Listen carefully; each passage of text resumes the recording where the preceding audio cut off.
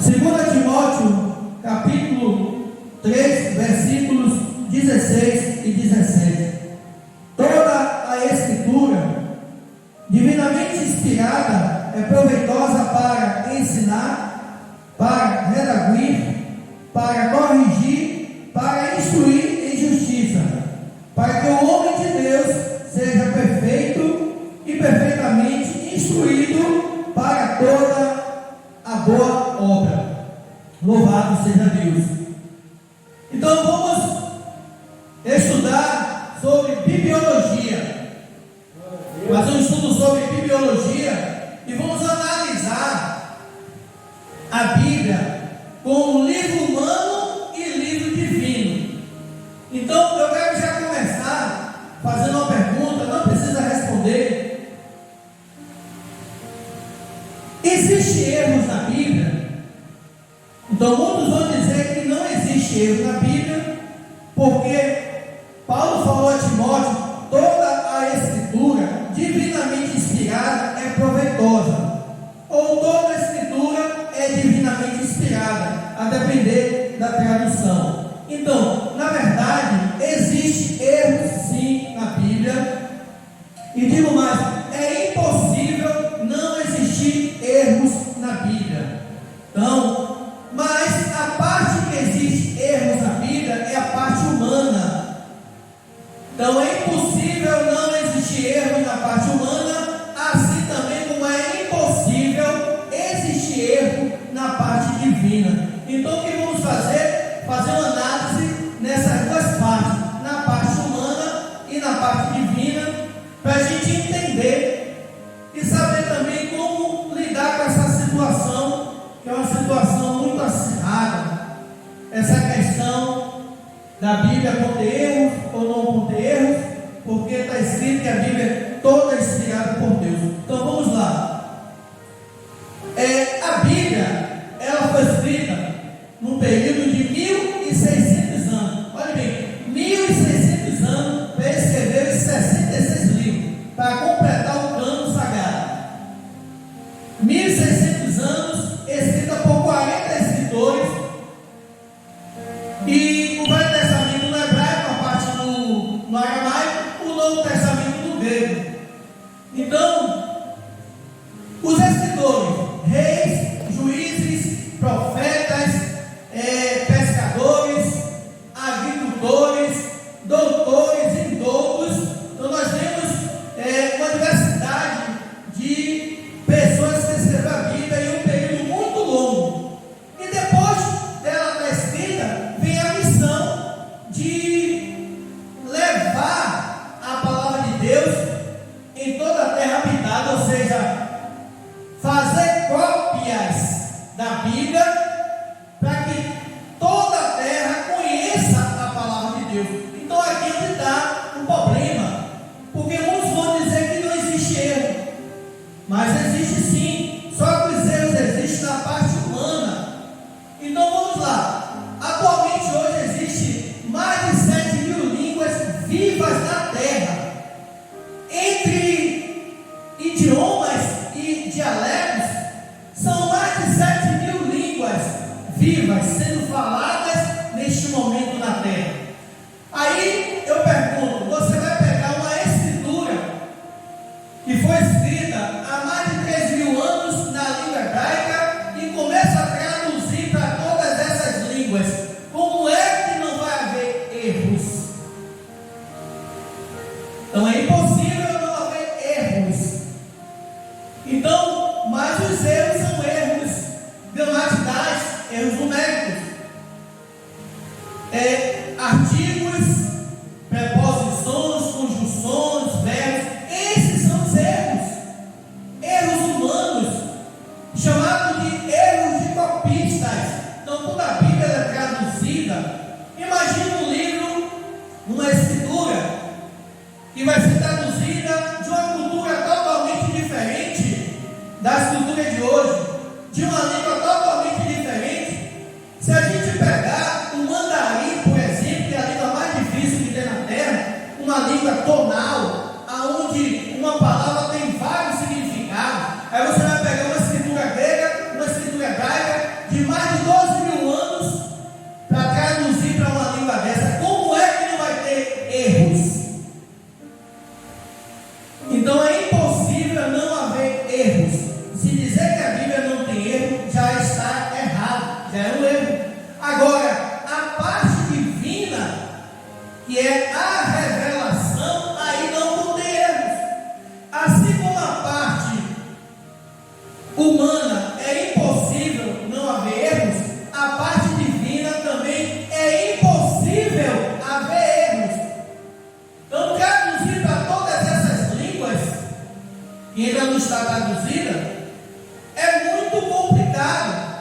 Isso sem falar nos métodos de tradução. Aí existe, por exemplo, o método formal e o método dinâmico. O método formal, ele procura ser mais parecido, ser fiel à escritura original. É traduzida de uma forma semelhante, ainda que você não entenda. Já o método dinâmico é diferente, não é muito fiel, mas traz uma palavra que vai dar um sentido melhor para que você possa entender. Então, quando você pega esses métodos, quando você pega uma escritura de milhares de anos atrás e vai traduzir, começa a traduzir, claro que vai haver erros, e esses erros não vai desqualificar a revelação divina. Então, Deus sabia, na sua onisciência, Deus sabe, e qualquer pessoa que tenha uma sabedoria normal sabe que traduzir uma escritura de milhares de anos para outras línguas, outros idiomas, vai haver erros sim, porque é impossível, porque os alfabetos não são iguais. Então Deus, ele proveu na escritura original e ele também provê das cópias, mas é impossível que não haja erros ortográficos. Mas tratando-se da revelação, que é a parte divina, aí também é impossível que haja erros. Quando eu falo da parte divina, eu não estou falando da parte gramatical, eu estou falando da revelação, porque a Bíblia fala sobre Jesus, o Messias, o que a Bíblia fala sobre o próprio diabo, que é o pai da mentira. Embora o diabo seja o pai da mentira, mas o que está escrito na revelação é a pura verdade. O que a Bíblia fala do que vai acontecer no futuro, a escatologia, o que a Bíblia fala sobre, o que a Bíblia revela sobre a criação do universo. Então, essa parte que é a revelação não contém erros. Então, quando Paulo fala que a escritura ela é toda inspirada por Deus, Paulo não está falando da parte gramatical, Paulo está falando da revelação. Pode até não ter erros na escritura original, naquela primeira escritura que Moisés escreveu, que os juízes escreveram, Samuel e outros também, como Josué, como os apóstolos. Mas quando começa a copiar, e principalmente para outros idiomas, vai haver erros sim. Mas tratando-se da revelação, daquilo que Deus revelou para a humanidade, não contém erros, e até porque Deus não ia permitir que a revelação, que a palavra dele fosse distorcida. Então, assim como na parte humana contém erros, e eu já demonstrei aqui, a parte divina também é impossível conter erros. E agora eu vou trazer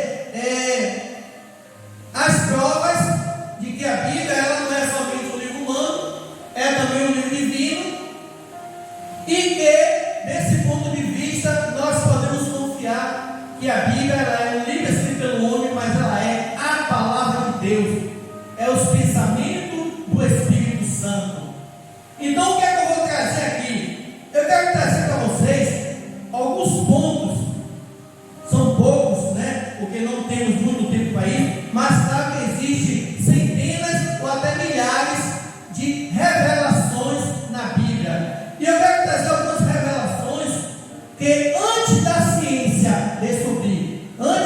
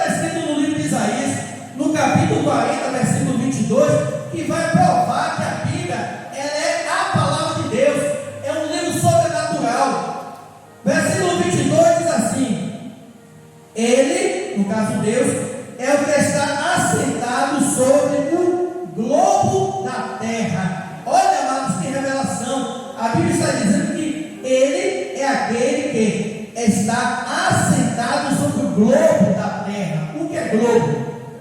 Quando Isaías chama a terra de globo, Isaías está dizendo que a terra ela é redonda. Então, isso é uma comprovação de que antes da ciência, antes do homem descobrir que a terra ela é redonda, a Bíblia já tinha revelado há milhares de anos. Então, que a Bíblia já tinha revelado há milhares de anos. Vou trazer outra revelação. A terra flutua no espaço. Então, muitas religiões, existem livros de algumas religiões, vou falar o nome, e também alguns filósofos que dizem que a terra ela é sustentada por uma coluna. Mas olha o que diz: a terra flutua no espaço. Jó, o livro mais antigo que existe, que é um livro de mais ou menos, no mínimo 3.000 anos. Vamos lá, Jó. Livro de Jó, no capítulo 26. Jó, capítulo 26, no versículo 7. Olha o que diz: o norte estende sobre o vazio, suspende a terra sobre o nada. O livro de Jó revela que a terra ela é sustentada pelo nada. Eu vou ler de novo. O norte estende sobre o vazio, suspende a terra sobre o nada. Então a ciência vai descobrir essas coisas há pouco tempo. O livro de Jó é o livro mais antigo que existe. Como Jó sabia disso? Que Jó não tinha nenhum instrumento, tratando-se de tecnologia como de hoje, computadores avançados, sondas, naves no espaço, missões sondas, e o livro de Jó revela que a terra, ela, como diz aqui, ela é suspende, né? O norte estende sobre o vazio, suspende a terra sobre o nada. Então a Bíblia já revelava que a terra ela flutua no espaço. Vamos para outra revelação. A Bíblia revela que há montanhas no fundo do mar. Então as pessoas achavam que a superfície do mar, o fundo do mar era plano como a superfície. Só vai descobrir que não existe montanhas há pouco tempo também. Mas olha, deixa eu ver que livro está. No livro de Jonas, que é o fujão, e Jonas foi lançado no mar. Então Jonas no capítulo 2, versículo 6, olha o que diz. Jonas capítulo 2, versículo 6, diz assim: eu desci até aos fundamentos dos montes. Eu desci até os fundamentos dos montes. O que é montes? Montanha. Então, quando muitos pensavam que o fundo do mar, o leito do mar, era plano, o livro de Jó revela que no fundo do mar existem montanhas. Então, para mim, muitas descobertas científicas foi guiado pela palavra de Deus. Então, não vou mais adiante, eu não preciso trazer outras comprovações, porque essas comprovações trazem uma comprovação sobre o espaço e uma comprovação sobre o fundo do mar. É coisas que o homem só veio a descobrir há pouco tempo. Então, assim como a Bíblia, na parte humana ela contém erros, na parte divina é impossível conter erros. E essas são as provas que a Bíblia ela não é somente um livro humano, ela é um livro divino, ela é a palavra de Deus. A Bíblia foi escrita em 1600 anos por 40 escritores, são 60 livros, mas quando você pega a Bíblia para ler, parece um livro só. Sabe por que ela parece uma unidade? Embora ela seja uma biblioteca, uma coleção de livros, embora ela tenha 40 escritores que escreveram